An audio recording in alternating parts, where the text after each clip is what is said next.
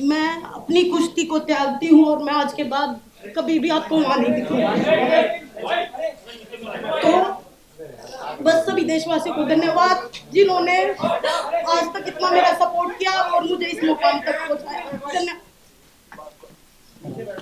पूरे देश को पता होते हुए भी ऐसे लोग जो शोषण कर रहे हैं, महिलाओं का करते आए हैं, उनको फिर से संवैधानिक पदों पे बिठाया जा रहा है। उन मतलब आने वाली लड़कियों का जो भविष्य है, उनको फिर से शोषण का शिकार होना पड़ेगा। और जो चीजें पर्दे के पीछे होती आई हैं वो अब खुले में होगा। अब हमारी रेसलिंग का कैरियर, हमें नहीं लगता कि आगे हम रेसलिंग कर पाएंगे। सबसे पहले तो आप सभी को नमस्ते, राम राम, धन्यवाद आप लोग यहाँ पे आए हैं। पूरा देश जानना चाहता है कि भाई खिलाड़ी इतने दिन चुप क्यों थे। आज चुनाव था, आप सबको पता है। आप जब हम जनवरी में आए थे तो पूरा प्रकरण आप लोगों ने देखा था। उसके बाद और साइड कमेटी बनाई गई। उसमें जो और साइड कमेटी में 18-20 लड़कियों ने बयान दिए थे अपने। उसके बाद खेल मंत्री जी ने ऑन कैमरा बोला था, मीडिया के सामने बोला था कि ब्रजभूषण और उससे जुड़ा हुआ कोई भी इंसान WFI में नहीं आएगा। लेकिन आज दुर्भाग्य है, हमने दोबारा उसमें कमेटी 21 दिन वेट किया, 2 महीने वेट किया, 3 महीने वेट किया, कुछ नहीं हुआ। हमने दोबारा प्रोटेस्ट चालू किया, वो भी आप लोगों ने खूब देखा, पूरे देश ने देखा।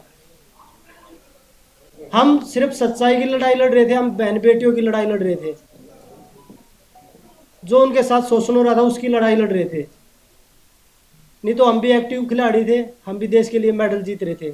बहुत सारे लोग बोल रहे कि ये तो खत्म हो चुके थे। करंट में 2022 में जब कॉमनवेल्थ गेम्स में गोल्ड आया था तीनों का, उसके बाद वर्ल्ड चैंपियनशिप में कितने मेडल एक बार देश में देख लीजिए। उसके बाद दोनों का, मेरा रूविनेश का वर्ल्ड चैंपियनशिप में मेडल आया था।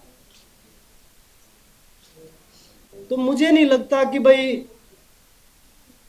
बेटियों को न्याय मिलेगा, क्योंकि जिस हिसाब से पूरे तंत्र ने काम किया है, बेटियों को तोड़ने का काम अभी भी चल रहा है। आज WFI के चुनाव देख लिया आपने, उसी का आदमी बना है। उसके बावजूद जब खेल मंत्री जी के सामने 15-20 लड़कियों ने अपनी आप बीती बताई थी, आज 6 लड़कियां हैं, 6 लड़कियों में भी तोड़ने पे पूरा जोर लगाया जा रहा है। आज तो WFI के चुनाव में किया है, धीरे धीरे उसको कोर्ट से भी बरी करवा देंगे, मुझे लग रहा है जो। लेकिन फिर भी हमें भरोसा है न्यायपालिका पर, क्योंकि मुझे लगता है कि जो हमारे देश में न्याय बचा है वो सिर्फ न्यायपालिका में ही बचा है। तो हमें अब भी उससे उम्मीद है, माननीय सुप्रीम कोर्ट से, माननीय दिल्ली हाई कोर्ट से। तो हमें लगता है कि हमें जो बहन बेटियों को जो न्याय की लड़ाई है, जो आने वाली जो हमारी पीढ़ी है ना, हमने जो लड़ाई लड़ी, मुझे लगता है कि आने वाली 1-2 पीढ़ियों को और लड़नी पड़ेगी। जितने हमने अपने दम में, जितना हमारे में दम था, हमने वो लड़ाई लड़ी है। लेकिन जो सरकार ने हमारे से वादा किया था ना, उस पर सरकार खड़ा नहीं हो पाई। बड़े दुख के साथ कहना पड़ रहा है ये आज कि हमारी बेटियों को न्याय, मुझे नहीं लगता कि 1-2 पीढ़ी के जो अब आने वाली पीढ़ी है उनको भी लड़ाई लड़नी पड़ेगी, जब भी न्याय हो सकता है। सभी को नमस्कार। बहुत साल लगे ये हिम्मत बनाने के लिए, इस फेडरेशन के जो प्रेसिडेंट हैं उनके खिलाफ लड़ाई लड़ने के लिए हमें बहुत साल लगे कि हिम्मत बनाई और हमने ये प्रोटेस्ट किया।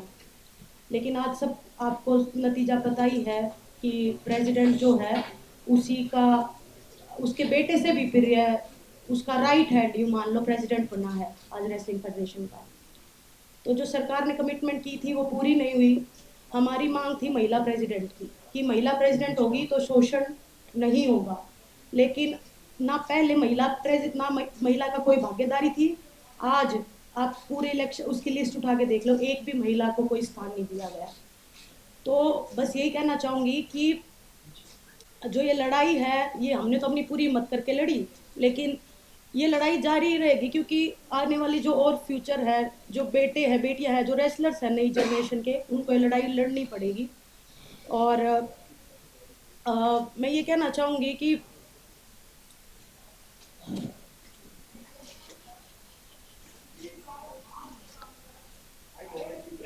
आप सबको पता है कि हम जैन में आए थे, लेकिन मैं एक बात आपको बताना चाहती हूँ कि हमने जब हर तरीके से कोशिश कर ली थी, उसके बाद हम दिल्ली की सड़कों पे आके बैठे थे। सबसे पहले हम गृह मंत्री जी से मिले थे, मैं और बजरंग गए थे मिलने के लिए। हमने उनको इस बारे में बिल्कुल अवगत कराया था, क्लियरली हमने नाम लेके लड़कियों का बताया था कि किसके साथ में क्या क्या हुआ है। प्लीज़ आप इसको देखिए और प्लीज़ हमारी रेसलिंग को आप बचा लीजिए, क्योंकि अभी अंत हो रहा है। उन्होंने हमें बोला था कि 30-40 दिन का टाइम मुझे दीजिए, उसके बाद में मैं करता हूँ और आप निश्चिंत रहिए, हम ज़रूर इसमें कुछ करेंगे। 3-4 महीने वेट करने के बाद में हम जंतर मंतर पे आए थे, हमने लड़ाई लड़ी थी, जो आप सब देख रहे हो, पूरे देश को पता है। आज जो फेडरेशन का जो अध्यक्ष बना है संजय सिंह, स्टार्टिंग से वो लोग बोल रहे थे कि हम बनेंगे, हमें पता थी, उसकी पावर पता है, उसका पोजीशन पता है, लेकिन दुख होता है कि देश में ऐसे लोगों को स्थान मिल रहा है, पद मिल रहा है।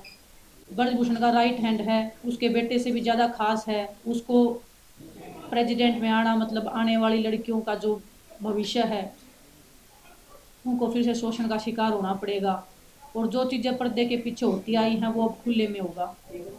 और दुख होता हमें इस बात का कि हम इतनी लड़ाई लड़के भी हम कोई सुधार नहीं कर पाए हमारी रेसलिंग में।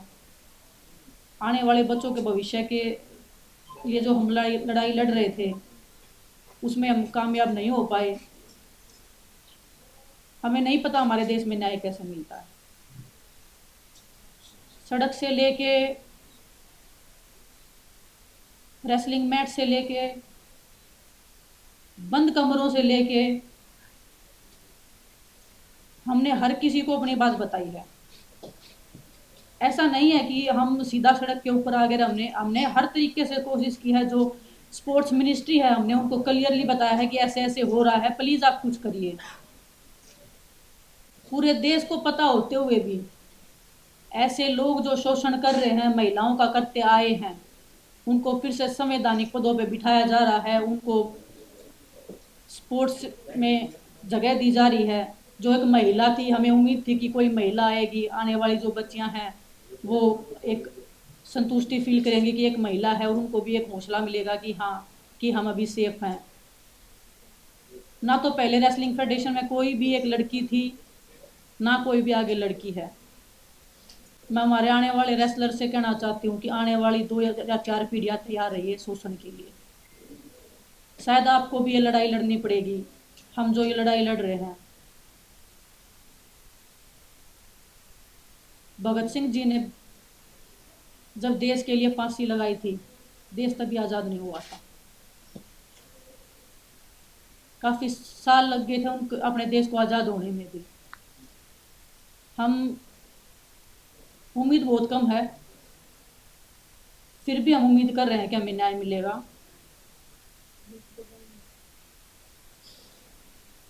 लेकिन बड़ी दुख की बात है, आज हमारे रेसलिंग का जो भविष्य है वो अंधकार में है। हमें नहीं पता कहाँ पे अरदास लगती है, किसके सामने जाके हम अपना दुख बताएं।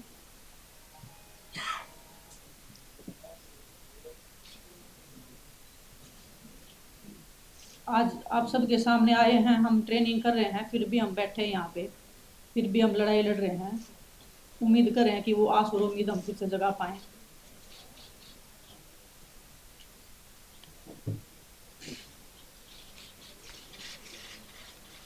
मैं आपको बताऊं, सरकार से ना तो हमारी पहले लड़ाई थी, ना हमारी आज लड़ाई। हम एक व्यक्तिगत आदमी के खिलाफ लड़ रहे थे जो बच्चियों का, लड़कियों का शोषण कर रहा था, बहन बेटियों का। उसने अपनी पावर से हर तरीके से, कभी उसको राजनीति मोड़ दिया, कभी जातिवाद का मोड़ दिया, कभी उसने हरियाणा यूपी का मोड़ दिया, क्योंकि उसके पास पावर है। और वो आप सब ने देख ली, हमने भी देख ली। जो हमारे से जितने भी लोग जुड़ रहे हैं प्रोटेस्ट से, चाहे वो हमारे कोचेज हैं, चाहे वो हमारे खिलाड़ी हैं, चाहे उसमें हम हैं, किसी का भी अब आगे भविष्य सेफ नहीं है। किसी के साथ भी कोई भी घटना, चाहे वो कार एक्सीडेंट लगा लीजिए, चाहे वो कोई भी A to Z कैसे भी आरोप लगा लीजिए, वो लगने शुरू हो जाएंगे आगे। क्योंकि हम सब ने, पूरे देश ने उसकी पावर का, उसका जो तंत्र है, जो काम कर रहा है उसके पीछे, वो सब ने देख लिया है। जिस तरीके से वो लोगों में अपना भ्रम फैला रहे हैं, लोगों को तोड़ने की। जब 20 लड़कियां स्टार्टिंग में आई थी, उनमें उन्होंने 6 छोड़ी, उनके भी पीछे एक एक करके सबको तोड़ने लग रहे हैं। तो इससे बुरा दौर क्या होगा देश के लिए। और मुझे नहीं पता, वो न्याय विनेश भी बोल रही थी, साक्षी बोल रही थी, कब मिलेगा ये लड़ाई। चलो हम लड़े, हम नहीं जीत पाए, लेकिन ये लड़ाई किसी न किसी को, जो आने वाली पीढ़ी उनमें, उनको भी किसी न किसी को लड़नी पड़ेगी। विनेश ने बताया, भगत सिंह को जब फांसी हुई थी तो उसके 20-25 साल बाद हमें आज़ादी मिली थी, लेकिन पता नहीं कुश्ती से आज़ादी हमें कब मिलेगी। अब हमारी रेसलिंग का कैरियर, हमें नहीं लगता कि आगे हम रेसलिंग कर पाएंगे या नहीं कर पाएंगे, क्योंकि जब उसी के लोग आ रहे हैं, वो जो बच्चे हैं जो उनके खिलाफ लड़ाई लड़ रहे थे, इतनी हिम्मत जुटा के वो आगे आए थे, इतने साल लगे उनको ये हिम्मत जुटाने में। जो हमारे देश की, जो गांव में, जो देहात में महिलाएं हैं, वो इस शोषण से गुजरती होंगी, तो वो भी तो देखती होंगी कि हम किसके सामने आवाज़ रखें। जब हमने पूरे देश के सामने, पूरी सरकार के सामने सारी चीज़ें खोल के रख दी, उसके बाद भी न्याय नहीं मिला, तो वो बहन बेटियां किसके सामने रखेंगे अपनी बातें। हमारे देश में मुझे नहीं पता कि राजनीति कैसे होती है, पर आज देख रहे हैं ना, सिर्फ जातिवाद, धर्म और अधर्म, यही होती है। मैं अपनी खुद की बताता हूँ, खिलाड़ी की क्या जाति होती है। हम अखाड़े में बैठ के एक थाली में रोटी खाते हैं, हमें जाति किसी की नहीं पूछते कि आपकी क्या जाति है, आपका क्या धर्म है। अगर मैं देखने लग जाऊँ, जो मेरा पर्सनल ट्रेनर है वो मुस्लिम है, जो मेरा फिजियो है वो बनिया है, तो मैं तो ये ऐसे सोचूँ कि भाई नहीं, हम तो किसी और को लेके आएंगे, उनके साथ हम एक ही थाली में रोटी खाते हैं। तो वो खिलाड़ियों को बता रहे हैं कि भाई जातिवाद है, ये पॉलिटिक्स कर रहे हैं। मैं आज पूरी मीडिया बैठी है देश की, अगर हम तीनों में से कोई भी किसी पार्टी के टच में हो या किसी पार्टी को ज्वाइन करना चाहता हो, कभी नहीं मिलेंगे हम आपको, किसी भी पार्टी के साथ नहीं मिलेंगे। हम राजनीति करने नहीं आए, हम अपनी बहन बेटियों की न्याय की लड़ाई लड़ने के लिए आए हैं यहाँ पे। तो वही बताया, जो आगे जो हमारे साथ जुड़े हैं, जितने भी लोग हैं, बहन बेटियां हैं, उनके साथ किसी के साथ कुछ भी हो सकता है आगे भी। अंत में हम तो 40 दिन सोए रोड पे, लेकिन मैं सभी तमाम देशवासी जो भी हमारे प्रोटेस्ट में आए, दूर दूर से आए, बूढ़ी महिलाएं आई, बहुत सारे लोग ऐसे आए जिनके पास खाने कमाने के लिए नहीं है, फिर भी हमें सपोर्ट करने आए। हम नहीं जीत पाए, पर आप लोगों का बहुत बहुत धन्यवाद। और एक बात और कहना चाहूँगी कि लड़ाई लड़ी, पूरे दिल से लड़ी, लेकिन अगर प्रेसिडेंट बृजभूषण जैसे आदमी जैसा ही रहता है, उसका बिल्कुल सहयोगी है, उसका बिजनेस पार्टनर है, वो अगर इस फेडरेशन में रहेगा, तो मैं अपनी कुश्ती को त्यागती हूँ और मैं आज के बाद कभी भी आपको वहां नहीं दिखूंगा। तो बस सभी देशवासियों को धन्यवाद जिन्होंने आज तक इतना मेरा सपोर्ट किया और मुझे इस मुकाम तक पहुंचाया। धन्यवाद। बजरंग और विनेश, क्या आप कंपनी कुश्ती खेलेंगे या आप भी साक्षी की तरह उन्हीं के साथ फैसला ले रहे हैं? बिल्कुल भैया भाई, बिल्कुल भैया भाई।